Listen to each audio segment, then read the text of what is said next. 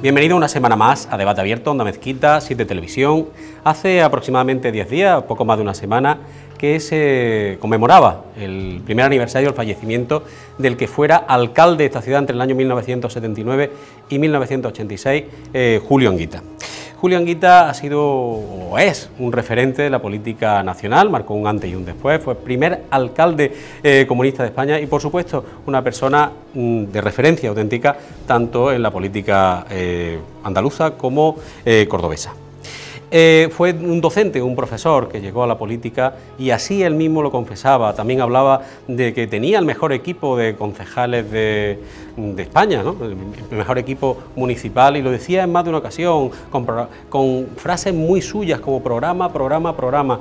Fue la verdad que un auténtico referente, como hemos dicho en varias ocasiones. Fue una muerte muy llorada, una muerte que además ha desembocado en que un año después sigamos hablando de él. Se nombre hijo adoptivo de la ciudad, hijo adoptivo porque no puede ser hijo predilecto, porque no nació en Córdoba, sino que nació en Fuengirola. Llegó con 6 años a nuestra ciudad y desde entonces, bueno, pues ha hecho prácticamente todo, ha luchado por su ciudad, ha pateado su ciudad, la ha visto, la ha llorado, la ha ensalzado, todo. Ha sido un cordobés que merecía el título de hijo adoptivo. Para hablar de la figura de Julio Anguita, de todo aquello que no se ha contado y profundizar en aquello que sí se ha contado, tenemos hoy a un grupo de contertulio aquí en Debate Abierto, a los que quiero presentarles. Con nosotros se encuentra hoy Paco Solano, periodista, fue director de La Voz de Córdoba y redactor de Diario Córdoba, además convivió y compartió muchos momentos con Julio Anguita. Muy buenas noches, Paco. Buenas noches. Bienvenido a Plató, bienvenido al Debate Abierto. Bien hallado y encantado de estar aquí para hablar de Julio, no solamente como político, sino en cierta manera también como amigo. Lo traté de cerca en una primera etapa. Precisamente lo que queremos saber, aquellas cosas que se han contado o que se han contado poco, y seguramente nos va a dar muchas claves, Paco. Con nosotros se encuentra hoy también un exalcalde de Córdoba, amigo también de Herminio, que lo ha compartido Herminio Trigo. Muy buenas noches. Hola, buenas noches. Amigo, compañero de Julio Anguita, sucesor de Julio Anguita en la alcaldía, prácticamente una vida ligada a él. Paralela hasta cierto punto, paralela. Además voy a contar una pequeña intimidad, y es que en la foto de WhatsApp que tienes, tu foto de imagen, apareces tú con Julio hace ya una pila de años. Sí, fue una foto hecha en Montilla y yo iba de Humphrey Bogart, disfrazado de Humphrey Bogart. Sí, con la gabardina, las barbas, el fin de la época. Mascota. Sí. Pues muchísimas gracias, te pedimos que hoy nos cuentes todo lo que se pueda, de que se haya contado poco, y seguramente tenemos muchas cosas que hablar de don Julio. Y Juan Ojeda, que es periodista y político, periodista además, director de Diario Córdoba, que compartió redacción con Paco Solano, también aquí hoy invitado al debate, y que tiene muchas cosas que contaros. Buenas noches, Juan. Buenas noches, señor. La verdad que la figura de Julio Anguita es para hablar mucho de él, sobre todo lo que tuvimos mucha relación con él. Tuvimos buenos momentos y malos momentos, de todo, pero tenemos tiempo de hablar de eso. Qué poco, una hora de programa para hablar de Julio Anguita, pero seguro que lo escudriñamos bien y vamos a sacar grandes conclusiones. Y por último, y no menos importante, Pedro García, coordinador provincial de Izquierda Unida. Muy buenas noches. Muy buenas noches. También lo has conocido bien. Quizás no tanto como otros, porque a mí me toca ya el final de cuando ya empiezo a ser un poco dirigente de mi organización y empiezo a tener contacto con él ya en una época en la que él ya está retirado de la primera línea, ¿no? Pero, claro, fue una persona que nunca dejó de estar en la trinchera, nunca dejó de estar en política, nunca dejó de estar intentando organizar muchas cosas, y ahí fue cuando coincidimos en esa etapa, que claro, fue una etapa donde él, pues tuvo momentos de reflexión, de mucho pensamiento y de mucha, organización de lo que hoy tenemos en la izquierda. Pues vamos a abrir el debate y lo vamos a hacer recordando lo que fue el homenaje y el nombramiento como hijo adoptivo de nuestra ciudad. Como he dicho anteriormente, él no era cordobés de nacimiento, sí de corazón, nació en Fuengirola y a los 6 años se vino a Córdoba. Entre medias pues tuvo una serie de destinos porque, por el tema familiar. Este acto se desarrolló en el Gran Teatro, acudieron unas 400 personas, además el dato es que esas 400 entradas, que eran entradas libres, se agotaron en unas horas. O sea, quiere decir que Julio Anguita era una persona muy querida en esta ciudad y todo el mundo prácticamente pues quería estar en ese acto que por unas condiciones ya de todo conocidas, pandémicas, pues no ha podido haber más afluencia al Gran Teatro. fue elegido por unanimidad, y quiero remarcar este dato, unanimidad, independientemente de los colores políticos, tanto la derecha como la izquierda apoyaron ese nombramiento, y me gustaría preguntaros si, conociendo a Julio Anguita, como lo conocéis todos los que estáis aquí sentados, ¿a él le habría gustado participar en ese homenaje? Que creo que no, pero bueno, eso me lo diréis vosotros. Y sobre todo, si ha llegado tarde ese nombramiento o debió hacerse en vida. Abran fuego, señores. Hombre, yo creo que a Julio Anguita sí le hubiera gustado que lo hubieran nombrado hijo adoptivo de Córdoba en vida y que él hubiese podido estar en presencia en ese momento. Como se dice, Julio Anguita no nació en Córdoba, pero Julio Anguita era cordobés. Y entonces que a él hicieran hijo adoptivo de Córdoba, yo creo que le hubiera gustado. Yo creo que le hubiera gustado mucho ese reconocimiento. Por tanto, yo creo que lo podían haber hecho un poquito antes, sí. ¿Qué piensa el resto de la mesa? Bueno, vamos a ver. A todos nos gusta que nos reconozcan nuestros valores en vida, naturalmente. O sea, pues, para recoger un poco el trabajo y el reconocimiento que se hace con esos homenajes que se dan, ¿no? Y más que es un homenaje institucional. Pero hay que reconocer que los tiempos que corren, ser comunista o haber sido un líder comunista, pues prácticamente como si estuviéramos en la revolución soviética, ¿no? Algo realmente que connota un aspecto negativo de la persona en sí, ¿no? En vez de valorar lo que se piensa o que no se piensa, bueno, pues eso se ha conseguido en estos momentos que la idea de comunista, incluso y como descalificación, pues sea un hándicap a la hora de en vida, reconocer pues la valía de una persona. Una vez muerto, todos los muertos somos iguales, entonces ya no importa porque ya no está. Y ya en todas las cosas que se han dicho y que estuvieron presentes en el homenaje que se le dio, bueno, pues no siempre se recurrió a uno de los elementos fundamentales por los cuales se reconocía, que era que había sido el primer alcalde democrático de Córdoba. La palabra comunista no apareció por allí apenas, ¿no? Porque no, bueno, había que decirlo de vez en cuando, alguien lo dijo, ¿no? Pero naturalmente las circunstancias eran favorables porque había muerto. Y por eso yo creo que en vida, aparte que él tampoco hizo mucho hincapié en que se le diera ningún homenaje. Es verdad que él huía de los homenajes y se ha dicho también que huía de las peanas porque no le gustaban. En el fondo Julio era una persona muy tímida, y entonces estas cosas le apabullaban mucho y le desconcertaban.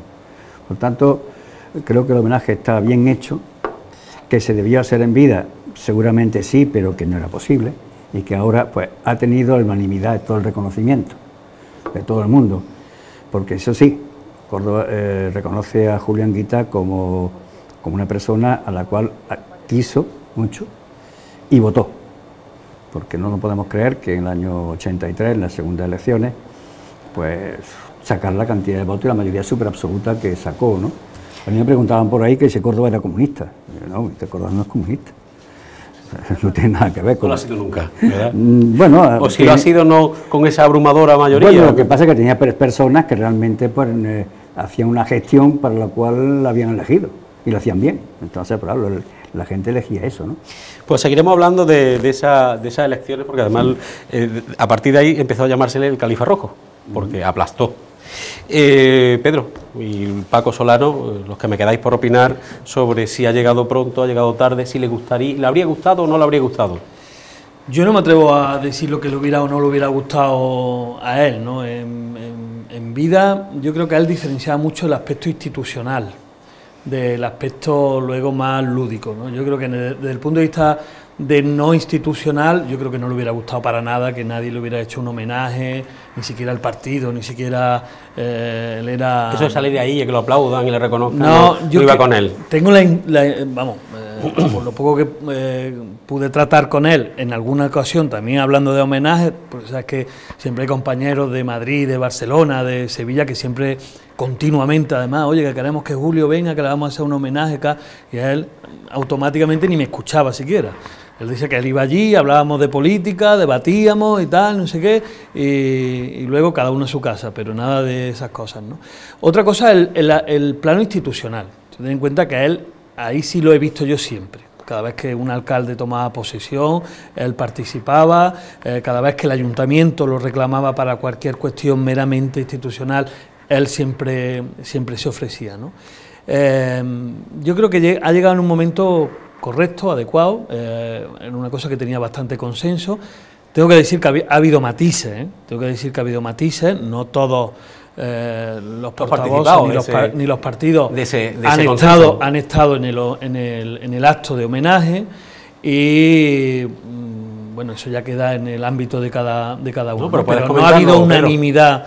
Esa unanimidad no ha sido tan redonda, ¿no? No ha sido porque, bueno, había un partido de ultraderecha que de primera hora dijo que no veía el nombramiento y luego no participó en el acto, ¿no? Yo creo que hay que poner las cosas en su sitio, ¿no? Porque han sido como han sido y no tienen por qué contarse de otra manera, ¿no? Yo creo que el homenaje fue correcto, fue bastante sencillo. Yo creo que eso sí fue un acto que encaja con lo que a él políticamente ha significado, y creo que las personas que intervinieron, además, desde el alcalde a su familia, lo hicieron muy bien. Paco Solano. Sí, yo creo que ha sido un reconocimiento justo, y aunque póstumo, pero no deja de ser un honor para un alcalde histórico, digamos, no solamente por haber sido el primer alcalde de la democracia, independientemente de su pertenencia a un partido determinado, sino también por su imagen a nivel nacional. Fue el primer alcalde, como ya se ha dicho, no el primer alcalde comunista no de España, sino de capital de provincia. Correcto. Porque alcaldes comunistas hubo en pueblos más. Montones. Concretamente en mi pueblo, que es Montilla, el primer alcalde también fue comunista, como muchos, ¿no? La Campiña Roja, ¿no? Y creo que sí, que es un homenaje justo, y que podría tener su complemento en la dedicación de una calle. ¿Por qué no? Si es un hombre con un perfil histórico que conocemos por haberlo vivido y conocido de cerca, ¿no? Pues un poco en caliente con esa impresión del hombre que fue, y que este homenaje ratifica, el complemento sería el de una calle. ¿Por qué no? La tiene Dolores Ibárruri en Córdoba, ¿por qué no Julio Anguita? Y cantadoras y folclóricas tienen calles, ¿no? Me refiero a políticos. Sí. O sea, que si nos quiero decir que hay calles que podremos entrar en si son merecidas o no, pero está claro que Julio Anguita merece una calle, ¿no? Yo creo que la mesa está de acuerdo, ¿no?, en esa afirmación que ha hecho Paco Solano, ¿verdad? Así que le corresponderá aquí a un edil que tenemos elevar esa propuesta, ¿no?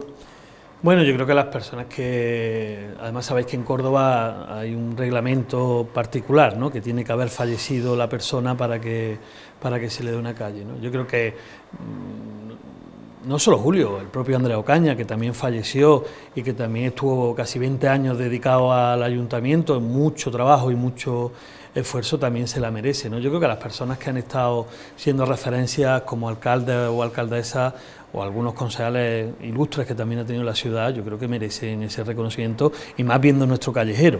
Cada uno ahí que asuma su responsabilidad, yo asumo la mía. Yo también te toca a ti la calle, lo que pasa es que tienes que esperar un poquito.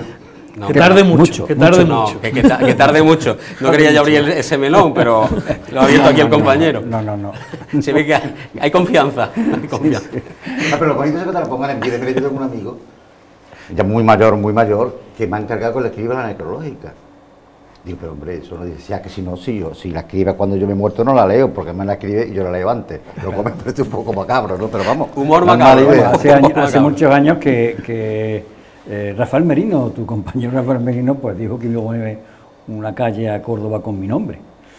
Y claro, estas cosas, pero fue dentro de la exaltación de un acto y de haber estos tipos de circunstancias, bueno, que calienta la boca de más de uno, ¿no? Me gustaría ver muy tarde tu Sí, calle. yo por supuesto. O sea, mejor, no quiero verla. ¿La apoyaría? No, lo mejor que no la vean, que la vea tu familia, pero... Eso es. Fue un hombre, hemos hablado un poco de su persona, que una persona como tímida, como ha dicho Herminio Trigo.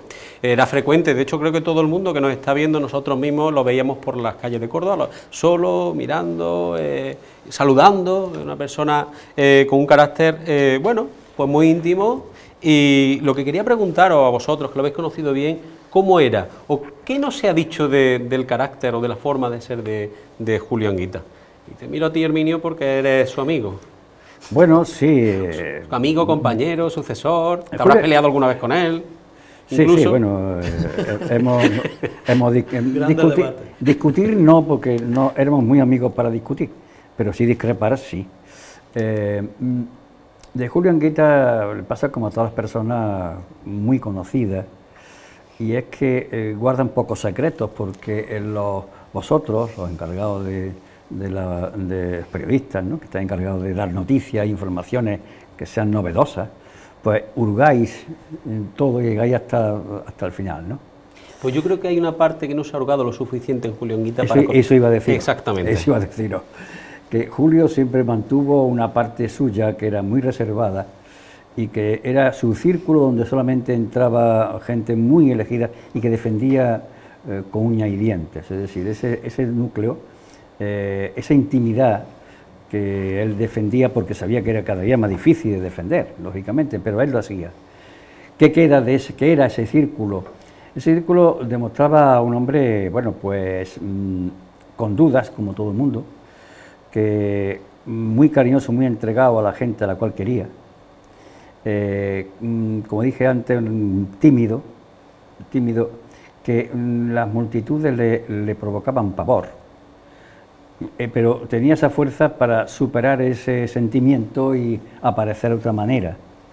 Pero, por ejemplo, si alguno se acercaba a pedir un autógrafo, que había muchísimos, él los trataba siempre con bastante malos modos. Y siempre decía: yo no soy un artista de cine.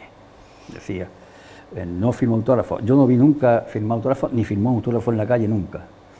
Y se acercaban, yo he visto multitud de gente acercarse para que firmaran autógrafos, para tener un recuerdo de él, ¿no?, por su popularidad y porque a la gente le gustaba. Entonces, ese aspecto de huir de la parafernalia, huir de todo esto, y íntimamente también, bueno, pues los cabreos que cogía, ¿no?, por la incomprensión que tenía su discurso. Su discurso era muy aceptado, sus teorías eran muy aceptadas, muy aplaudidas, pero nadie las seguía. Entonces, eso le provocaba un cambio. Últimamente, por ejemplo, ¿no?, pues conversaciones últimas, ya cuando nos jubilamos los dos, pues volvimos otra vez al camino del encuentro, al encuentro de amigos y de familia y todo esto, ¿no? Pues me confesaba una cosa, que realmente, bueno, pues estaba desesperado, él tenía mucha ilusión en los nuevos movimientos que había habido en el seno de la izquierda, como Podemos y todo esto. Incluso había venido a Córdoba a recabar de él, pues información, ayuda, ¿no?, y en los principios que él defendía. Y él, como siempre hacía, porque eso siempre lo tenía él escribía. Entonces hacía documentos, paría muchos documentos, muchos, y mandaba documentos que se leían, que estaban muy bien, pero que nadie seguía, nadie cumplía. Entonces eso le cabreaba muchísimo. Le ponía... Incomprendido, quizás, ¿no? Bueno, es que lo que él decía es muy difícil de hacer. O sea, es una canción que se pegadiza, pero que luego, cuando va a poner en la práctica, pues te encuentras con que él siempre ha estado, digamos, en sus planteamientos contra el sistema. Y claro, cuando llega al gobierno, tiene responsabilidades institucionales, tiene responsabilidades con la gente, y te encuentras en un contexto económico-político que es el sistema. Él con eso no iba bien, a él no le gustaba, quería cambiar el sistema para hacerlo más igual, en fin, defender sus principios, ¿no? Y naturalmente se tropezaba con eso. Él dejó el ayuntamiento por eso mismo, o sea, dejó el ayuntamiento porque realmente, bueno, pues llegó un momento en que el instrumento que él quería para cambiar la sociedad, de alguna forma, el ayuntamiento no era ese instrumento. Y aunque había conseguido, pues, mayoría superabsoluta, que fue lo que él quería, porque a partir de era garantizar la presencia del gobierno del Partido Comunista. Una vez que estaba garantizada por mayoría superabsoluta, pues entonces dijo: en este momento que yo voy a buscar otros instrumentos que permitan esos cambios. Pues quería preguntaros, Paco, quería tomar la palabra. Hablando de lo que es la cercanía con Julio Anguita, yo puedo contar una anécdota muy temprana. Pues yo tendría 18 o 19 años, soy de Montilla, y allí, a la par que estudiaba magisterio, pues trabajaba o me entretenía, digamos mejor, en una emisora de radio popular de Montilla, que había nacido por una motivación de enseñanza. Primero comenzó llamándose Radio Montilla para la enseñanza, que consistía en enseñar a leer y a escribir por radio. Un modelo que trajo a la campiña cordobesa unos jesuitas que lo conocieron en Colombia. Y aquí se aplicó y, bueno, funcionó muy bien, aquella emisora se transformó luego en Radio Popular, un poco ya más comercial y más profesional, y en aquella ocasión, ya digo, con esa edad que he dicho, pues yo era el encargado de la programación. Y un día se presentó allí, en la emisora, Julio Anguita, que acababa de ser destinado a Montilla como maestro de oposición. Y me dijo que quería hacer un programa infantil para los niños. Ahí se le veía su vocación pedagógica. Quiero hacer un programa infantil, naturalmente que sí. Julio Anguita era simplemente un maestro que acababa de llegar, no era nadie todavía, no era conocido. Hizo su programa y ya estando en la emisora, y eso quiero subrayarlo, se creó allí un cuadro de actores para representar teatro en la radio, en el que participaron varios de los maestros, compañeros suyos en Montilla. Recuerdo que la primera obra que montaron fue Llama a un inspector, de Presley, y allí estaba Julio haciendo uno de los papeles. ¿Por qué digo esto? Porque de acuerdo con su carácter tímido, que efectivamente lo era, él se sobreponía a esa timidez ejerciendo un poco como actor, y al igual que fue en aquel radioteatro, pues actor interpretando un papel, creo que también fue un poco de actor en política, lo cual le permitía sobreponerse a la timidez y pisar los platós de televisión y los mítines con una seguridad que conquistaba las masas, ¿no? Quería destacar ese pequeño detalle, pero de eso ha pasado ya tanto tiempo que parece como la otra. La anécdota maravillosa, no me imaginaba yo a Julio Anguita con un programa infantil, pero ahí donde se ve su docencia, que defendió a capa de espada. Es más, él se considera más docente que político, lo decía una y otra vez. Juan Ojeda.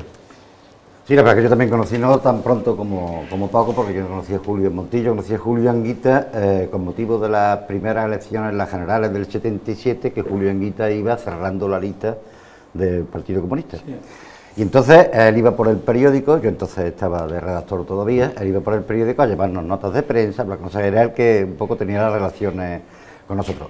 Julio Anguita sin barba, yo creo que hay poca gente que lo haya conocido sin barba, Julio Anguita sin barba, y la verdad que era muy normal. Lo que pasa es que después ya Julio Anguita, una vez ya que ya siendo alcalde y sobre todo conforme fue subiendo su popularidad, fue consiguiendo triunfos electorales importantes, yo creo que Julio Anguita ya escribió, porque precisamente lo que decía Herminio, que lo conocí muy bien, era tímido, pero él escribió una cierta pose y se separaba de los demás, también le costaba trabajo. Yo después ya, cuando ya se jubiló y tal, yo de vez en cuando tomaba café con él porque iba a nadar a la piscina de allí de San Miguel y después se sentaba allí en un bar donde yo normalmente me tomo una cerveza y tal, y hablaba conmigo, y le molestaba mucho que la gente llegase a incordiarle. Me decía, hombre, siéntate, hay cosas que viene aquí la gente y no me deja tranquilo, yo no me quiero tomar un café. Y le decía de Julio Anguita que tenía eso, y hombre, yo con Julio Anguita me acuerdo que la última clase que dio Julio Anguita, estaba de profesor ahí en el colegio que hay cerca de Carlos III, y la última clase de Julio Anguita hice yo la crónica. Me senté allí, hablé con él, creo que fue un viernes, y él tomaba posesión en un domingo, me parece, y la última clase que dio, me senté yo allí con los chavales y el fotógrafo, y allí estuvimos toda la clase haciendo la crónica de la última clase de Julio Anguita. No, que tenemos muchas anécdotas. Buen dato y buena anécdota. Pedro, bien, ¿qué cosas tienes que nos hayan contado, o qué cosas puedes profundizar un poco más? Bueno, yo creo que fue, a mí me pilla ya prácticamente en la universidad, empezando en la universidad al final de su etapa, cuando le da el infarto, el primero, que fue bastante duro. Yo creo que fue el primer político a nivel nacional con el que, bueno, hay un ensañamiento mediático importante. Yo creo que si Julio hubiera vivido esta época, donde hay bastante menos ética periodística y el todo vale, ¿no?, como estamos viendo con algunos de los de los representantes públicos que hoy están en primera fila, creo que lo hubiera pasado realmente mal, muy mal, ¿no?, porque hoy no hay límites a la hora de entrar en la intimidad de las personas que estamos en la vida pública y bueno, las redes sociales juegan un papel asocial completamente. Y yo creo que a él en esta etapa lo hubiera pasado mal, pero él fue el preámbulo de lo que hoy tenemos en ese sentido, ¿no? Y él siempre luchó efectivamente, incluso cuando estaba retirado de la política, en primera línea, de diferenciar su vida privada de su vida pública y de su vida institucional, ¿no? Incluso en el partido ha habido momentos duros con esta cuestión, ¿no? Pero yo creo que fue la primera persona a la que el sistema, en la parte mediática dura, ¿no?, atacó con virulencia, porque claro, las cosas que decía no eran del agrado de los poderes fácticos de este país. Defendía una república, defendía todo aquello que los poderes fácticos en España desde hace bastantes siglos, no desde ahora, pues llevan manteniendo en el poder. Bueno, pues ganó las primeras elecciones, fue alcalde en el año 79 hasta el año 83, primera corporación municipal, y fue un gobierno de concentración, un gobierno difícil, ¿no?, con PSOE, con UCD, con PSA. Él sacó, creo que fueron 8 concejales, y además él abrió el camino de la participación ciudadana, de los servicios sociales, abrió la puerta del ayuntamiento a todo el mundo. Quería que habláramos de... Sí, Paco Solano. Sí, ya que has hablado de ese gobierno de concentración, sí, pues me has quitado... Lo he llamado concentración porque sí, creo que fue así, ¿no? Fue concentración, ¿no? Me has quitado la palabra de la boca, porque justo es lo que pensaba decir. En aquel momento, Santiago Carrillo, el secretario general del Partido Comunista, pues propugnaba en aquella época de la transición, que se pretendía pues salvar aquel momento difícil con entendimiento, cuyo principal exponente quizás fueron los pactos de la Moncloa, pues Carrillo propugnaba a nivel nacional un gobierno de concentración.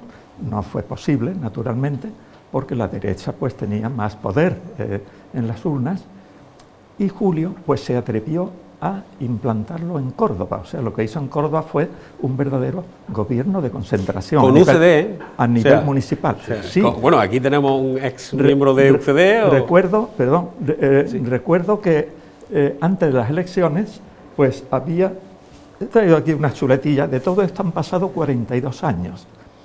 Y por lo tanto la memoria se vaya diluyendo. Entonces me he permitido traer algunas notas, no para leerlas, sino pues para tener cierta seguridad en alguna afirmación. Es curioso que antes de las elecciones locales, aquellas del 79, hubo muy poco antes unas generales, cuyo reparto de electos proyectado sobre el censo de votantes de Córdoba hubiera dado, si se hubieran repetido los mismos resultados, 9 concejales a UCD, 8 al PSOE, 5 al PSE y 4 al PSA. Y sin embargo, en muy poco tiempo se produjo un vuelco, de manera que el PSE consiguió 8, mayoría relativa, UCD 7, PSOE 7 y PSA 5. Nadie dudó de que el cabeza de lista más votada pues tenía derecho a ser alcalde, y por tanto pues todos contribuyeron a ello. La izquierda apoyándole y UCD absteniéndose, que fue una postura elegante. Y él, en contrapartida, pues los integró a todos en su gobierno municipal, ese gobierno de concentración. Lo que pasa es que yo creo que hizo un reparto de concejalías y de responsabilidades proporcionalmente cuantitativo, pero no cualitativo, es decir, que las mejores delegaciones pues eran para la izquierda. UCD pues hubo de conformarse con circulación y transportes y personal. Sin embargo, el PSE asumió urbanismo, sanidad, asistencia social, saneamiento, limpieza, que fue uno de los primeros retos que planteó. Una de las primeras batallas que planteó fue la batalla contra la suciedad. Promovió una campaña de limpieza en la que él estuvo a punto de coger un escobón y barrer en la calle para incitar a la ciudadanía a que participase, no solamente en los servicios municipales. Y bueno, y aquel gobierno duró pues hasta que se produjo, que eso ya es otro tema en el que no quiero entrar porque si no me prolongaría mucho mi intervención. Ese gobierno duró hasta que se produjo el famoso episodio de la entrega de las llaves de la antigua iglesia de Santa Clara, que a su vez había sido anteriormente una mezquita, a un personaje curioso y extraño que se presentó en Córdoba y que él acogió con los brazos abiertos, que era Al-Qetani, procedente de los países árabes del Golfo, ¿no? Y ahí me quedo, de momento. De momento, ese episodio habrá que contarlo. Sigue la mesa hablando. Sí, la verdad es que ese gobierno fue curioso, sobre todo el gobierno ese de concentración, eso que se rompió, como dice Paco, a raíz del tema de las llaves de Santa Clara. Y se produjo porque después dice la gente, Córdoba era comunista y tal. Bueno, después aquí el Partido Comunista o Izquierda Unida ha ido gobernando en bastantes etapas, pero porque también, digamos, el mandato de Julio Anguita dejó un rescoldo importante de que no pasaba nada porque los comunistas gobernasen en Córdoba. Es decir, que había un miedo de la gente, recordad de dónde veníamos del franquismo, y a los 4 años de morirse Franco, después del cambio, ya estaba Suárez en Moncloa y todo eso, pero bueno, eso de que en Córdoba gobernase un comunista, eso daba su recelo, ¿no? Hemos tenido 5, ¿no? Sí, no, pero yo digo que la gente se dio cuenta, bueno, que no pasaba absolutamente nada, que había un gobierno normal, con sus luces y sus sombras, porque no pasaban ellos. Pero Julio consiguió una cosa, yo se lo he escrito más de una vez, y es que se produjo la personalidad de Julio Anguita sobrepasó incluso la gestión del gobierno de Julio Anguita. Es decir, se produjo un enamoramiento de Córdoba hacia Julio Anguita. Yo recuerdo, mira, cuando en el 83 Julio gana las elecciones con mayoría absolutísima, yo había quedado con él esa noche en la Cruz Roja, porque tenía ya ingresado a él alguien, no sé si estaba su mujer dando a luz, no me acuerdo, creo una cosa de esa, no me acuerdo, él estaba en la Cruz Roja. Yo estaba de director del periódico y había quedado con él y me dijo, oye, ¿por qué no te pasas por la Cruz Roja? Y quedamos allí y damos un paseo. Y evidentemente, si llegué a la Cruz Roja, pues ya muy tarde, sería, no sé, las 2 o las 3 de la mañana, o una cosa así, ¿no? Y bueno, y estuvimos dando un paseo por allí. Claro, la Cruz Roja donde está, o sea, es una zona donde siempre se ha impuesto el voto de derecha, clarísimo. Es decir, vaya, ya no es para todo eso, es un voto absolutamente de derecha. Y íbamos paseando por allí y me decía, oye, ¿tú a mí me puedes explicar por qué esta gente me vota a mí?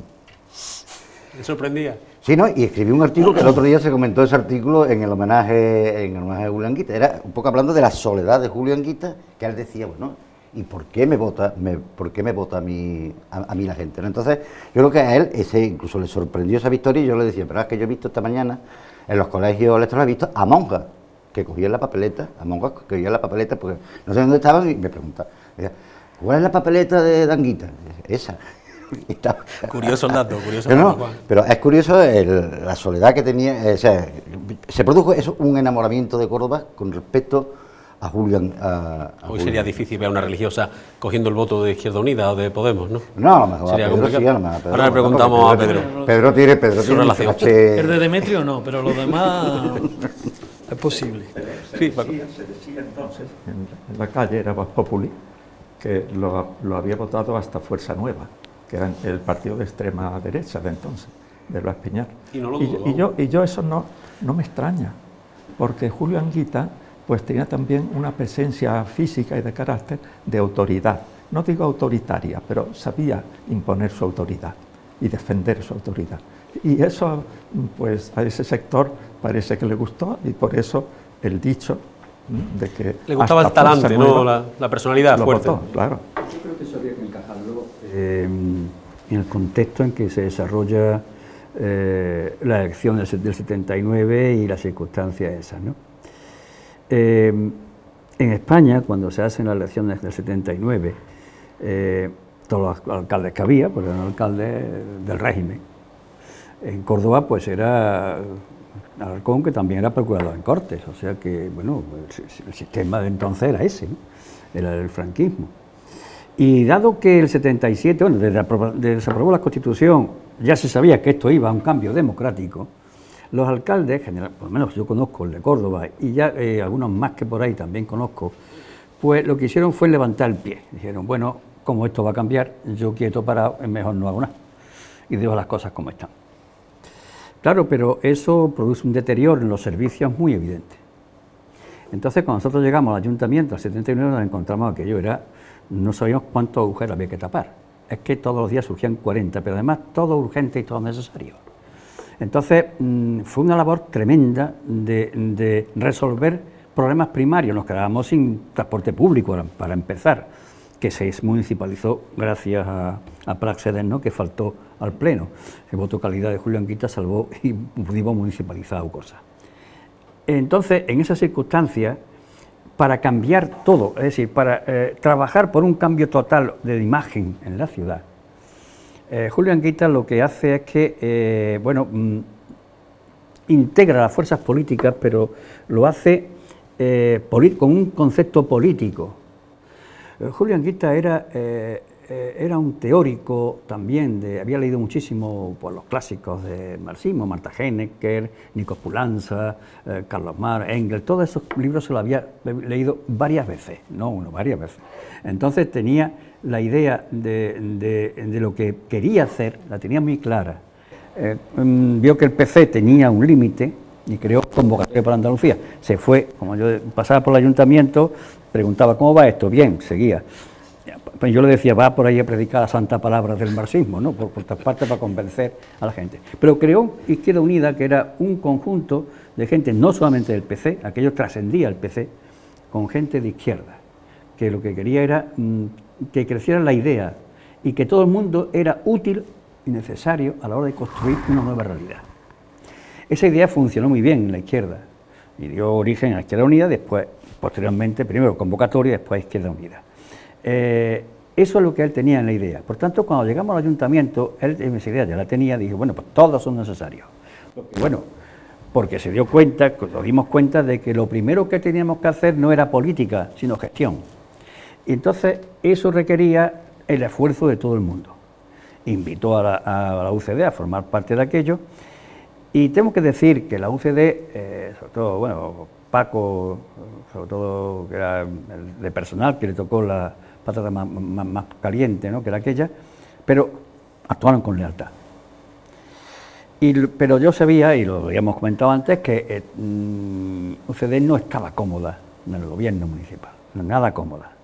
Eso que estuviera toda la izquierda y ellos ahí solitos de la derecha, pues centro derecha, entonces, pues no les caía bien. Y buscaron la primera oportunidad que tuvieron para salirse del gobierno. No tenían ninguna excusa porque les dábamos mucho cariño, entonces no tenían excusa para romper.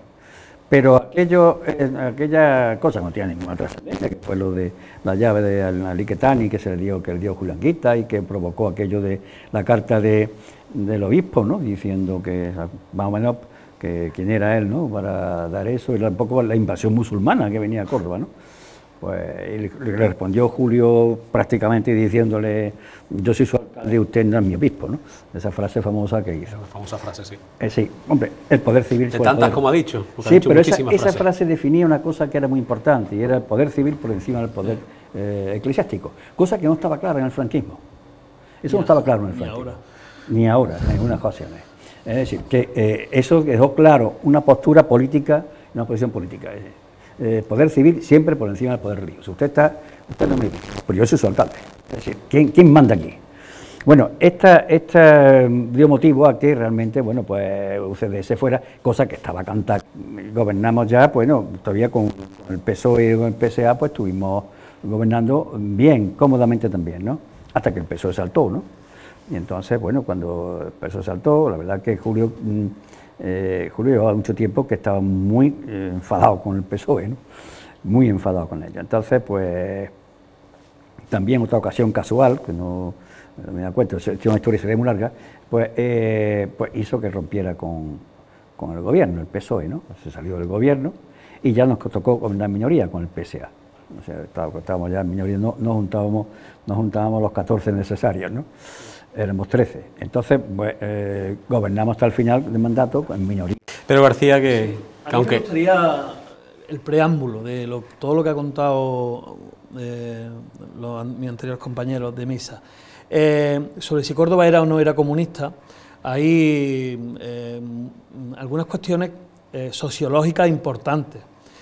Primero, el Partido Comunista de Córdoba, de la provincia de Córdoba, era y es y sigue siendo el más potente del Estado, ¿no? El Partido Comunista en Córdoba tenía una fuerza tremenda, ¿no? Y la sigue teniendo hoy. Hoy Izquierda Unida tiene más alcaldías en la provincia de Córdoba que el Partido Popular, por poner un ejemplo, ¿no? Mucha gente de la campiña que militaba en el Partido Comunista, que era cercana en la clandestinidad al Partido Comunista, se traslada a Córdoba en esos años, en los años finales de los 60, tal, y con lo cual la imagen mental del comunismo en la ciudad se va acelerando. Y además existe, que eso Herminio lo conoce en primera persona, yo lo he leído, lo he estudiado y he compartido con los protagonistas. Hay un personaje fundamental que es Ernesto Caballero, que hace una cosa absolutamente diferente a la que hace Carrillo en las generales.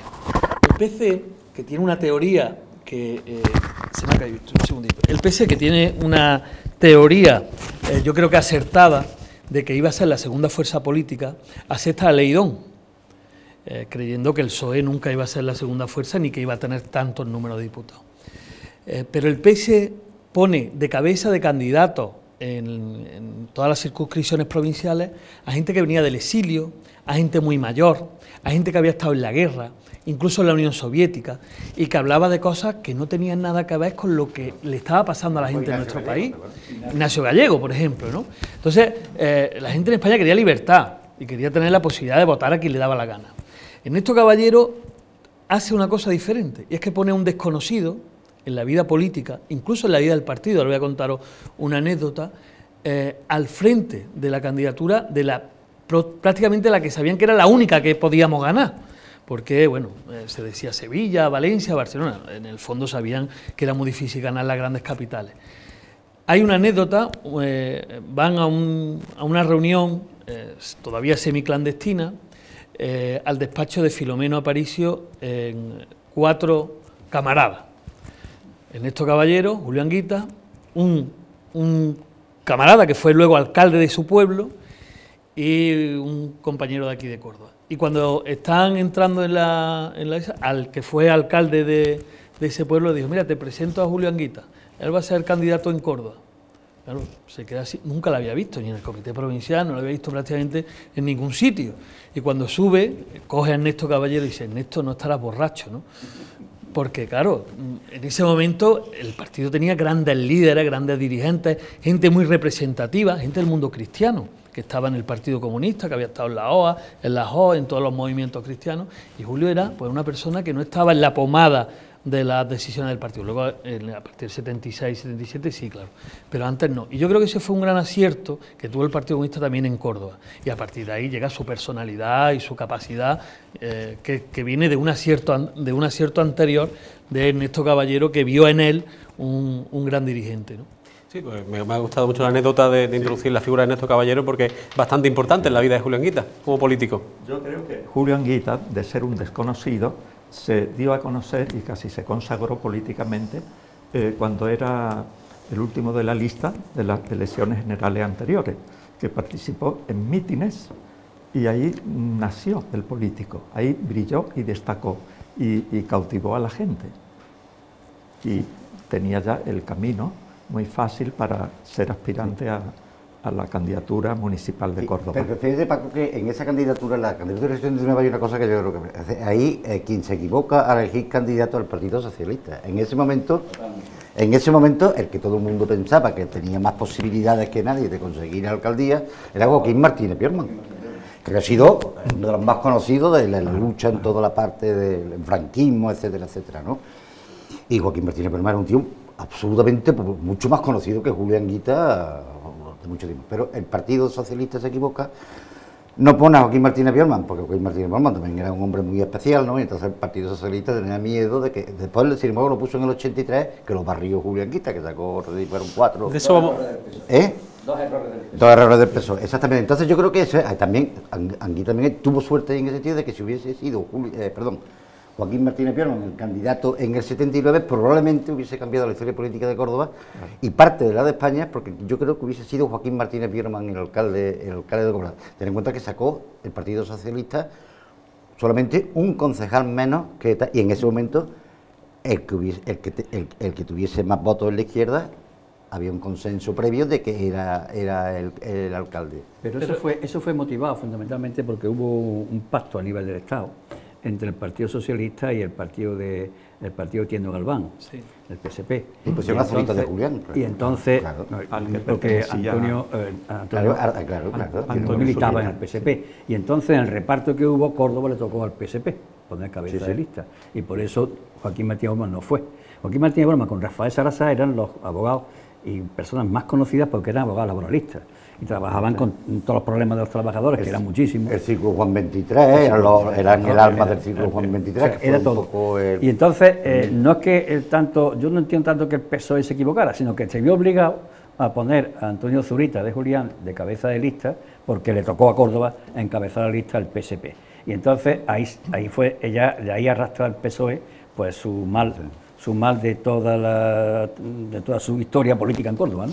Abramos un poquito la línea del tiempo. Un matiz en esos 4 primeros mandatos, mirad los datos de la izquierda en Córdoba. Córdoba era una ciudad evidentemente progresista, tenía unos datos, estábamos hablando que 8 más 7 más el PSA, estamos hablando 15, pero de 27 concejales, no de 29 como hay ahora, porque cuando Herminio y Julio fueron alcaldes había 27, no 29, o sea que los datos de la izquierda eran tremendos. Sí, era superior. Sí, buen momento para hacer una pausa publicitaria, porque a continuación, cuando recuperemos el debate, seguiremos hablando de esa etapa segunda de Julio Anguita al frente del Ayuntamiento de Córdoba. Así que enseguida volvemos después de esta pausa publicitaria.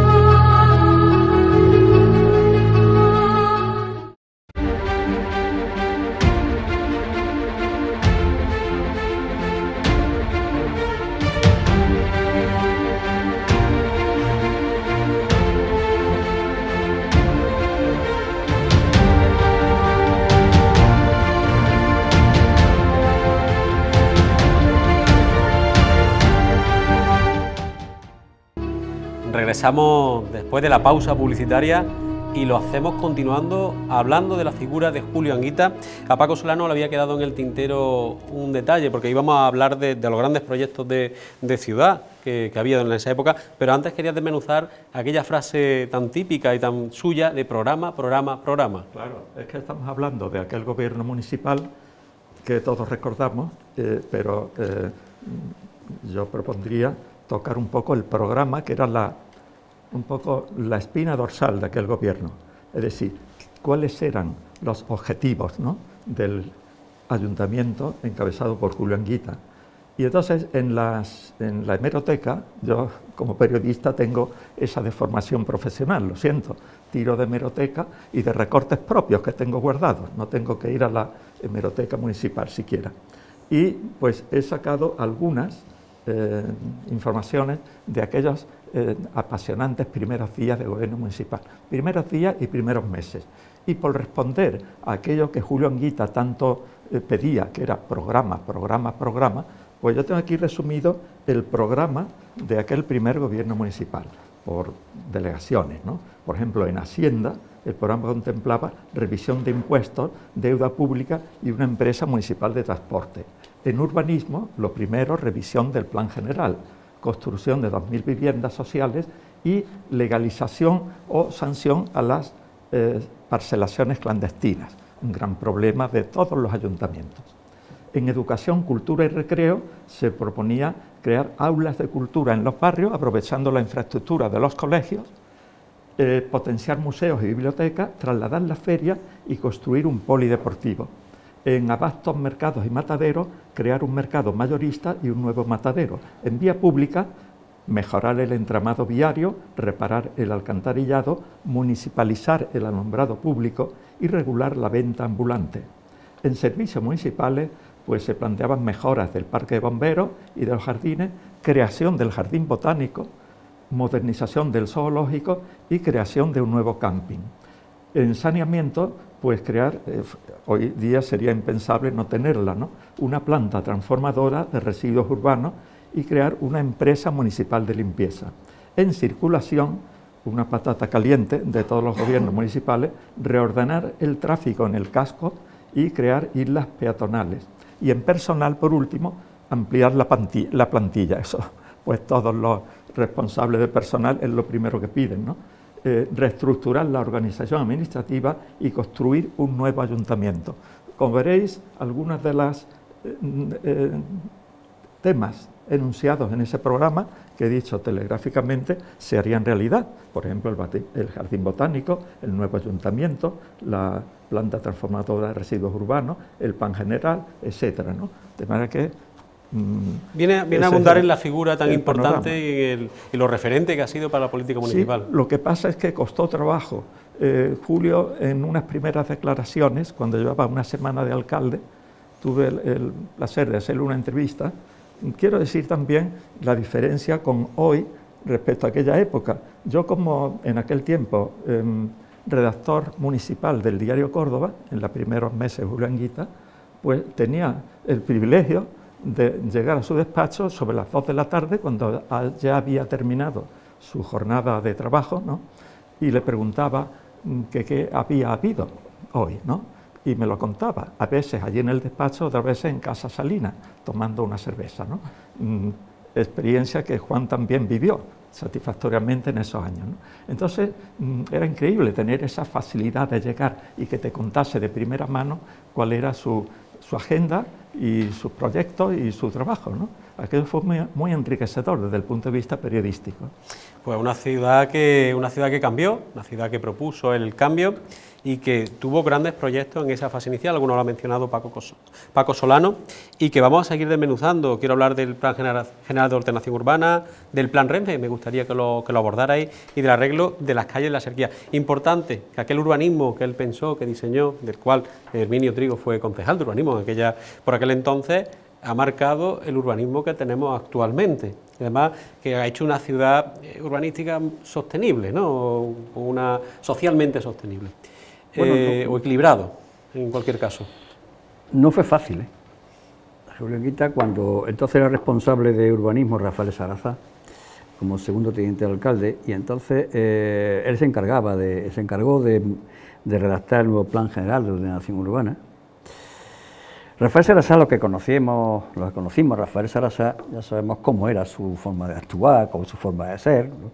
Era un hombre, bueno, pues simpático, atrayente, atractivo, pero abarcaba demasiadas cosas, porque él no dejó nunca de ejercer la abogacía. Nunca se liberó para trabajar en el ayuntamiento, hombre, y con un ayuntamiento como el de Córdoba, en relación a un plan general, que no le dedicara más que 1 hora al día, pues la cosa pues no funcionaba. Entonces, trajo un equipo de redacción de Madrid, que, bueno, planteaba un urbanismo revolucionario.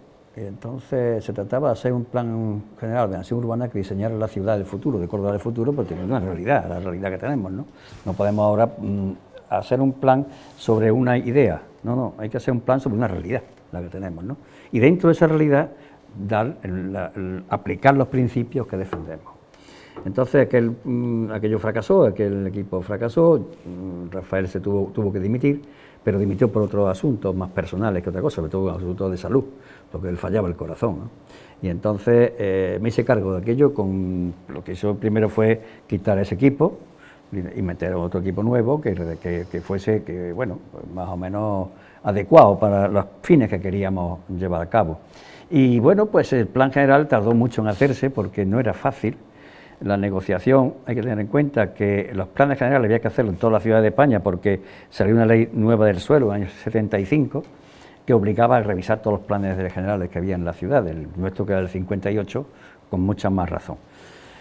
Y bueno, como consecuencia de eso hubo bastantes disensiones, bastantes problemas, y quizás el más duro fue el que chocó con el plan Renfe.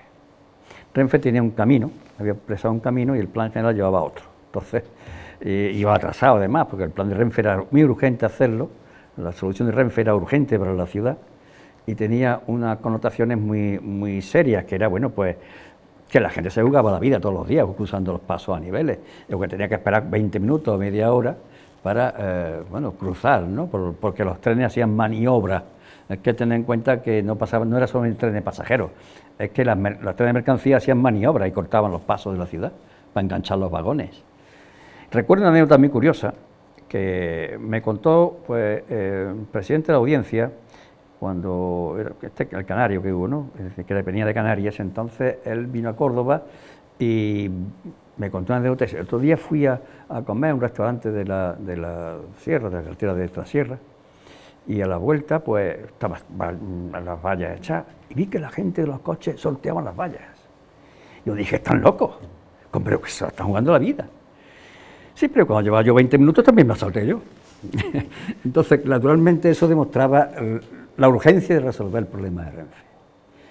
Pero bueno, no fue fácil porque teníamos que encontrar todos los elementos posibles a vida y por haber. O sea, ese fue un problema muy serio de resolver, que en teoría estaba resuelto, como ha dicho Paco, con un plan parcial, plan especial que había aprobado el gobierno anterior, el municipal, y el gobierno del Estado. Entonces los planes los aprobó el gobierno central, y había aprobado un plan que era la estación subterránea, todo aquello, los trenes subterráneos, y una urbanización donde, bueno, era el ladrillo, más bien el verde no se veía por ningún lado.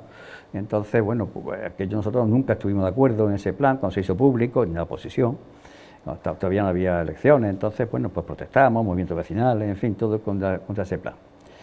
Bien, cuando llega el momento y nosotros tomamos posesión de aquello, Renfe y el gobierno se dan cuenta de una cosa muy importante.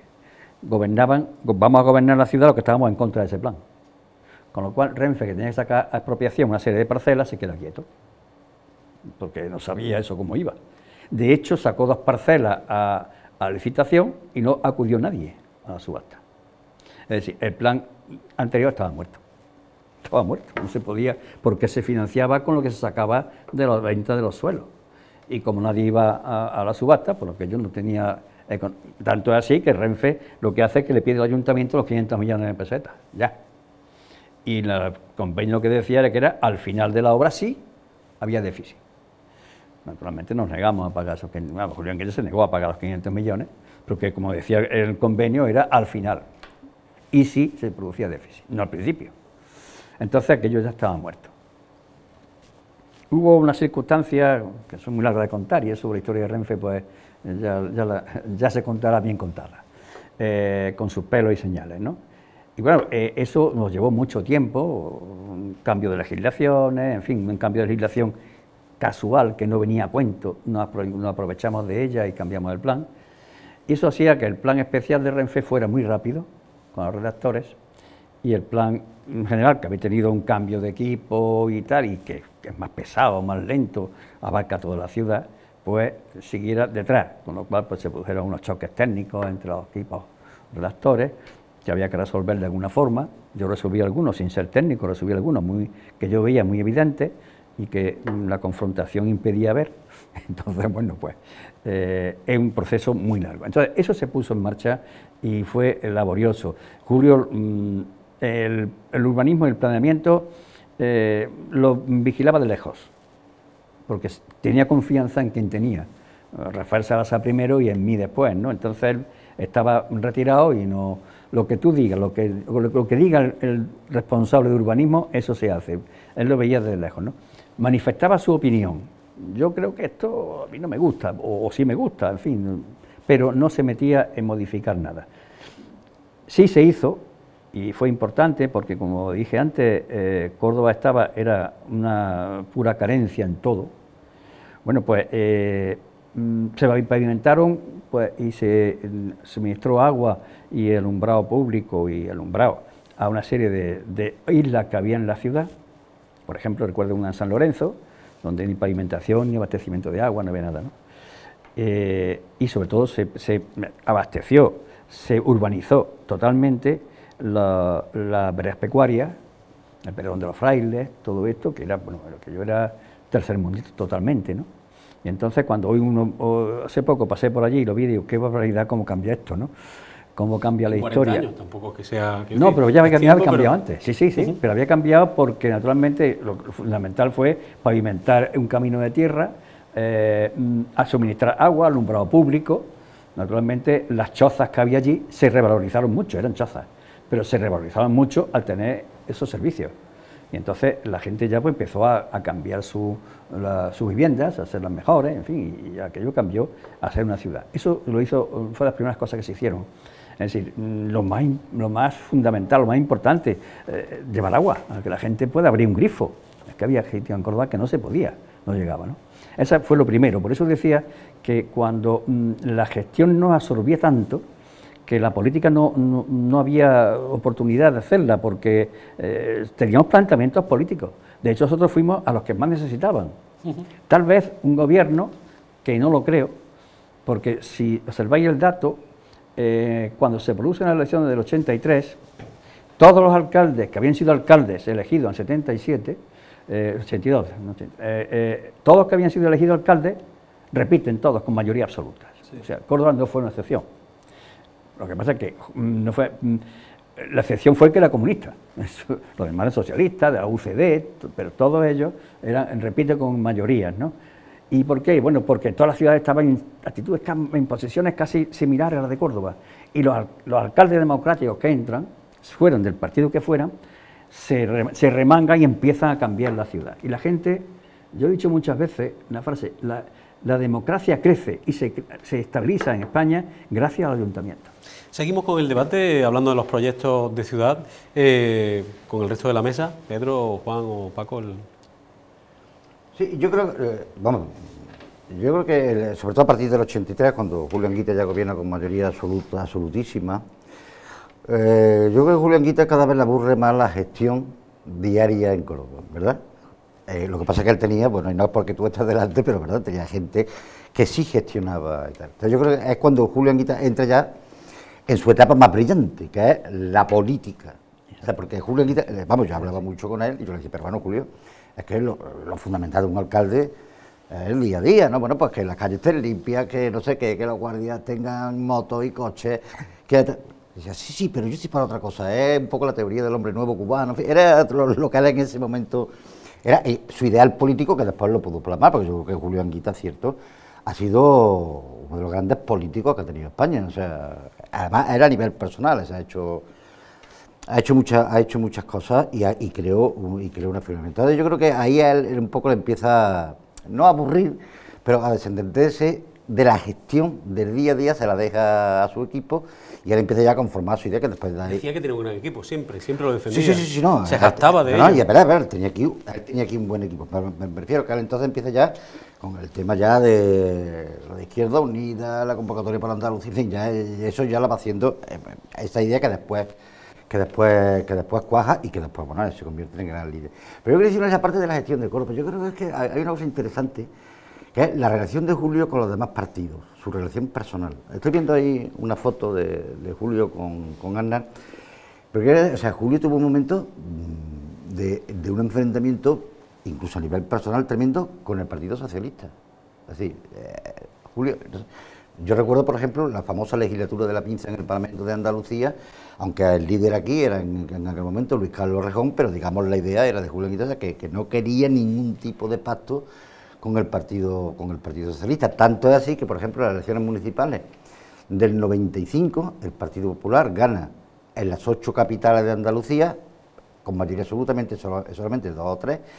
Yo me creía que, bueno, que donde no tendríamos mayoría absoluta, pues no íbamos a gobernar. Y sin embargo me llamaron, me acuerdo, la noche siguiente a las elecciones, me dijeron, oye, que el PP gobierna en las 8 capitales porque no hay acuerdo entre PSOE y Izquierda Unida. Porque Julio Anguita que ha dicho que era nadie de la China, que no había pacto de PSOE y Izquierda Unida. Y tuvo, es verdad, tuvo unos momentos muy duros, que no quería saber nada del Partido Socialista. Sin embargo, con el Partido Popular, cosa curiosa, era muy amigo de Aznar. Vamos, muy amigo. Tenían una relación. ¿Se entendían bien? Bueno, vamos, tanto que cuando Aznar venía a Córdoba, algunas noches se quedaban jugando en un restaurante de Córdoba hasta bastante tarde, jugando Aznar, Javier Arena y Julio Anguita, se quedaban jugando al dominó. Yo lo miraba porque yo no sé jugar dominó, ¿no? Pero ha salido una faceta de jugador de dominó, que por lo visto era muy buen jugador de dominó, además. Vamos, yo no lo sé porque yo era muy malo. Yo no tengo ni idea, Era muy malo. El que se creía que era el mejor del mundo era Aznar, y por lo visto no era.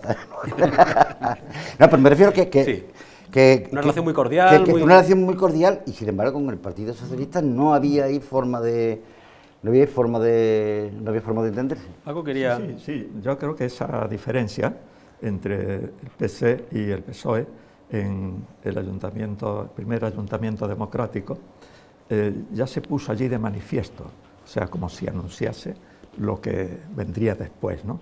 Porque hubo asuntos fundamentales donde el PSOE no colaboró con el PC, concretamente participación ciudadana, que era una de las herramientas que el Partido Comunista tenía para penetrar en los barrios, ¿no?, y extender su influencia política. Pues ahí el Partido Socialista lo dejó solo, votó en contra. El tema de Aucorsa, que era una apuesta difícil y dura porque suponía puestos de trabajo, pero también mucha inversión, mucho dinero, ¿no? Tampoco ahí el Partido Socialista votó con PSOE y PSA.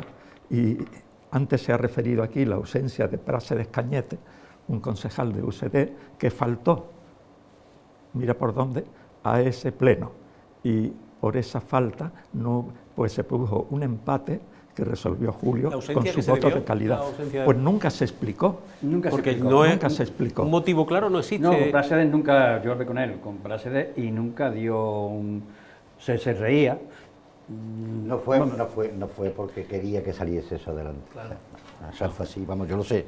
Claro, sí, a mí nunca me lo dijo. Lo sabes de cerca. Y luego, sí, termina, Paco, disculpa. Y luego también en asuntos tan importantes como la aprobación de emisión de deuda pública o de presupuestos extraordinarios para emprender las grandes obras del programa, ahí tampoco le apoyó el PSOE. Por lo tanto, no fue un socio muy colaborador, ¿no? Y de ahí venían, de aquellos polvos, llegaron esos lodos de que se ha hablado después. El mal rollo entre Izquierda Unida o del Partido Comunista y Partido estaba justificado. O sea, ese enfrentamiento que él veía. Y tanto es así que hubo ruptura antes de que terminase aquel primer mandato, pues hubo ruptura entre PC y PSOE, ¿no?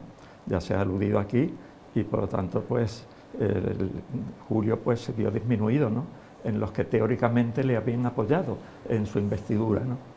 Eso fue, bueno, creo que fue negativo para el desarrollo de todo el programa que Julio tenía previsto con su equipo de concejales.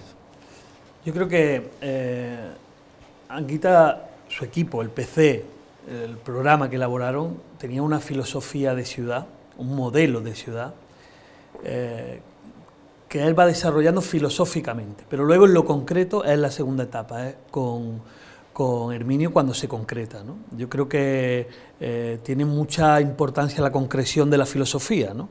El modelo de ciudad, la participación ciudadana, las empresas públicas, los servicios sociales, la capacidad de intervención en los barrios, que cada barrio tuviera un centro cívico, un pabellón deportivo.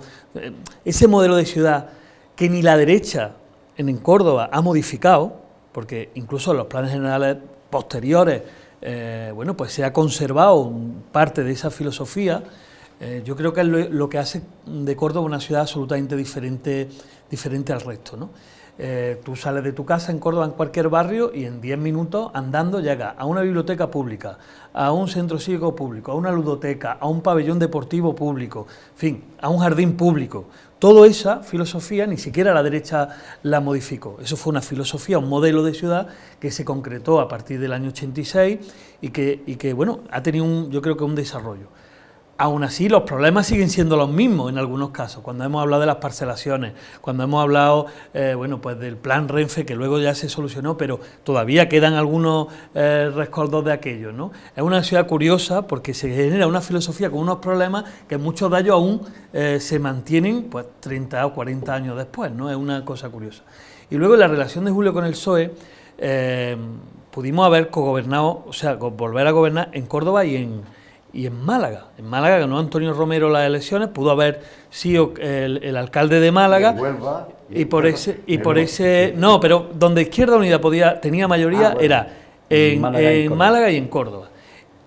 Merino no tenía mayoría absoluta, podía haber habido un acuerdo y haber sido continuando Izquierda Unida en el gobierno, ¿no? Pero esa ruptura hizo que ni en Córdoba ni en Málaga se produjera. Aquí se consolidó la derecha, fue un error tanto en Málaga, que sí que se consolidó bastante más, que luego en Córdoba. Pero es que también hay una realidad, y es que la parte del Partido Socialista de gobierno, de poder, de estructura, también atacó mucho a Julio Anguita e hizo mucho daño político y mediático a lo que es la figura de Julio Anguita, ¿no? Porque ya venía todo ese pasado venía, ¿no? Y yo creo que Julio siempre planteaba la alternativa política al PSOE. Yo creo que el PSOE le temía a que, más allá de que hubiera enfrentamiento personal o cualquier tipo de otra cuestión, Julio planteaba el programa como una alternativa de gobierno al Partido Socialista, que Felipe, por cierto, nunca quiso mirarlo, siempre miró a los nacionalismos, siempre miró incluso a la derecha nacionalista antes que a las propuestas que Izquierda Unida o que anteriormente el PSL había hecho, ¿no? Lo de programa que sacó Paco, y que bueno, efectivamente era uno de los lemas que después fue el que lo hizo famoso. Eso. Cuando se redacta el programa ese que tú has hecho referencia en los puntos fundamentales, ¿no? La descripción que has hecho, es un documento que nos tiramos pues bastantes días negociándolo los 4 fuerzas políticas. Porque lo que queríamos, lo que Julio pretendía y conseguir, era que hubiera un cemento que organizara aquello. Que no fuera, bueno, pues nos repartimos los cargos y aquí pues seguimos. No, sino que hubiera algo en lo cual todos estuviéramos de acuerdo, y alguna vez que estábamos de acuerdo en un programa, a continuación nos repartimos las responsabilidades políticas. Ese programa se editó y se distribuyó entre la ciudad. Tenía, no sé si eran 5 páginas, unas cosas así. Entonces era además una edición bastante rústica, por cierto, pero bueno, se editó y ahí estaba el contenido, el acuerdo entre todos. Cuando rompió UCD, pues rompió UCD porque no se encontraba, ya he dicho antes, no se encontraba a gusto allí, pero en el Partido Socialista, que empezó a los asuntos que no estaban contenidos en el programa, que eran muchos, porque cuando llegamos lo primero que hicimos fue hacer el programa y no habíamos hecho todavía una radiografía de cómo estaba la ciudad, más que por encima, cuando después descubrimos, cuando ya entramos más, descubrimos muchos más problemas que no podían figurar en el programa, lógicamente, porque no lo sabíamos. Pero cuando empezamos a resolver problemas como el de Ocorsa, la municipalización de Ocorsa, como la creación de empresas, como todo lo que tú has dicho y más cosas que votó el PSOE en contra, se apoyaba en que no estaba en el programa. Consecuencia de eso, pues Julio, pues y todos estábamos un poco enfadados con el tema. Oye, vaya liados que tenemos en el gobierno, ¿no? Ya nos están plantando cada 2 por 3. Y un día, pues, que también pues votaron en contra y tal, Julio se enfadó muchísimo y dije, voy a cesar a Antonio Zurita de primer teniente alcalde. Y voy a cesarlo y a echarlo del gobierno. Aquello nos sobrecogió de principio porque nos quedábamos en minoría. Entonces, digo, esto es muy fuerte. Ya con UCD en contra. Claro, ya con UCD había salido. La primera que salió fue UCD. Naturalmente, esto había que debatirlo. Y nos fuimos a casa de Villegas, me parece que fue, José Luis Villegas, y empezamos toda la noche, estuvimos toda la noche, porque el único que defendía la ruptura era él. Todos estábamos en contra. Entonces el equipo de gobierno, nos reunimos con él y estuvimos toda la noche debatiendo el tema. Y yo era de los últimos, el que más me resistía a romper por lo que suponía después, ¿no? Las dificultades que tendríamos para gobernar después. Y que había que sí, que eran como eran, que nos traicionaban, sí, pero tenemos que contar con eso, ¿eh? Bueno. Y poco a poco, eso que yo empecé, cuando empezamos, yo tenía ganado, porque fue una discusión entre los dos, yo tenía ganado al equipo de gobierno, y en el transcurso de la noche, lentamente, cada uno fue pasándose poco a poco, se pasaron todos a las tesis de Julio. El último fue José Luis Villegas, por cierto, que se mantuvo fiel a mi teoría hasta el final, y me quedé solo. Entonces, pues nada, por la mañana, Julio estaba muy contento, por la mañana nos fuimos a la corredera, nos tomamos unos jeringos, se fue al ayuntamiento y hizo un decreto cesando aquello, con lo cual se provocó la ruptura, y efectivamente tuvimos muchas dificultades posteriores. Finalmente terminaste apoyándolo. Sí, claro. No te quedó otra, ¿no? Si no puedes ser enemigo, únete a él. Sí. Dice el dicho, ¿no? Hemos hablado de la parte municipal, En el año 86 dimite, posteriormente Minoltrico el que se hace cargo de la alcaldía. Y sin embargo, no hemos hablado aún, y quiero hablar de la parte parlamentaria en Andalucía y de la parte como diputado. Él fue también candidato a la presidencia del gobierno en España y me gustaría un poco que analizáramos esa parte. Tenemos 7-8 minutos, pero por lo menos, aunque la parte que más nos ocupa y nos preocupa a los cordobeses es la municipal, pero sí que es verdad que tuvo una dilatada trayectoria, que no consiguió nunca ser presidente del gobierno ni ser presidente de la Junta de Andalucía, porque Córdoba no es el resto de España, Córdoba es una ciudad muy diferente y todos lo sabemos los que estamos sentados aquí. Pero me gustaría que analizara ahí esa última etapa política, bueno, última etapa, él fue comunista hasta el último segundo de vida, y luchador por la Tercera República y el federalismo, pero sí me gustaría que hablarais de esa última etapa, como fuera ya de Córdoba. Pedro. Bueno, yo creo que a él primero le afectó mucho a la Ley Don, que le afectaba mucho a Izquierda Unida y al Partido Comunista, como he dicho antes. Julio tuvo muchos millones de votos que luego no se representaban en el Congreso, ¿no? ¿Qué respaldo había? Sí, él tenía fuerza electoral, ¿no? Teníamos diputados en todas las circunscripciones. Luego pasamos un montón de años a no tener nada prácticamente, ¿no? Después de él, ¿no? A pesar de tener, por ejemplo, Gaspar Llamazares teníamos 1 millón de votos, pero no teníamos nada más que 1 o 2 diputados, porque la Ley 2 nos machacaba, ¿no? Sin embargo, cualquier partido nacionalista con 1/3 de los votos tenía 8 o 9 diputados, ¿no? Pero yo creo que él fue el mejor orador que tuvo el Congreso de los Diputados durante muchísimos años. Era un magnífico orador, una persona que llegaba muy bien, que hacía mucha pedagogía política, le explicaba muchísimo cuál era el programa de Izquierda Unida, y yo creo que hizo un planteamiento de Estado que, bueno, pues que hoy tiene muchísima validez, ¿no? Muchísima validez, visto lo que hemos visto y viendo lo que vemos todos los días, ¿no? Que es mucho peor de cuando existía ese Congreso de los Diputados, ¿no? Desde el punto de vista intelectual, desde el punto de vista cultural, desde el punto de vista de alternativa política, yo creo que Julio fue de los mejores parlamentarios que ha tenido este país. ¿Es injusto que no haya llegado más alto a nivel parlamentario y en el Congreso de los Diputados, Herminio? Vamos a ver, yo creo que Julio Anguita tenía una... Pido concisión, que nos quedan muy pocos minutos. Julio Anguita tenía una virtud, que es que era un gran pedagogo, explicaba muy bien. Y luego tenía otra virtud también, que fue ver más allá de lo que veían los demás. La creación de una fuerza de izquierda que, como he dicho antes, que superara al Partido Comunista, fue una idea suya que tuvo mucho éxito, porque lo que él contaba era otro modo de enfocar la vida política y la política en sí. Y claro, eran unos mensajes frescos, nuevos, que cautivaba a la gente. Y eso mismo eran los discursos que hacía en sedes parlamentarias, tanto en Andalucía como en el Centro de Congreso. Entonces, ese discurso suyo impactaba porque era fresco, porque él no miraba cómo iban los sondeos de opinión, él miraba lo que quería hacer, con independencia de la opinión pública. Él lo que quería era convencer a la opinión pública de lo que él decía. Y claro, ese discurso era brillante, como ha dicho Pedro, era un discurso muy brillante, porque además se lo preparaba tremendo. Él trabajaba eso a tope, ¿no? Y claro, le salía hilvanado, y como era un buen profesional de la pedagogía, pues le salía perfecto, ¿no? Era lo que enganchaba. Después eso no se traducía en votos, pero sí es verdad que sí, la gente pues le aplaudía, como decía muchas veces, aplaudidme menos y votadme más, ¿no? Porque claro, ese era el problema que tenía, que la gente no lo votaba, decía que bueno eres Julio, dame autógrafo, y después votaba otras cosas. Vótame, ¿no? Por lo menos, ¿no? Claro. A mí me gustaría matizar una cosa, claro, desde la izquierda, que es importante. La figura de Julio Anguita sostiene la izquierda en España, en muchos aspectos.